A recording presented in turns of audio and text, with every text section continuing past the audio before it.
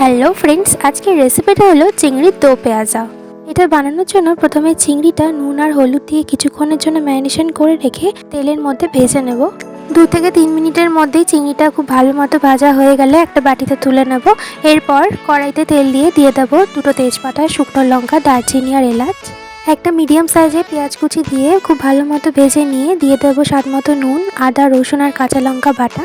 2 minute মতো খুব ভালো মতো নেড়ে চেড়ে নিয়ে দিয়ে দেবো টমেটো বাটা, হলুদ গুঁড়ো, লঙ্কা গুঁড়ো, গোলমরিচ গুঁড়ো আর ধনে গুঁড়ো দিয়ে মশলাটা খুব ভালো করে কষিয়ে নেব। মশলা কষানো হয়ে গেলে গ্যাসের ফ্লেমটা লো করে নিয়ে টক দই দিয়ে দেবো। আবারও খুব ভালো করে মশলাটা কষিয়ে নিয়ে দিয়ে দেবো পরিমাণ মতো জল, 3-4টে কাঁচা লঙ্কা আর ভেজে রাখা চিংড়ি মাছগুলো দিয়ে দেবো।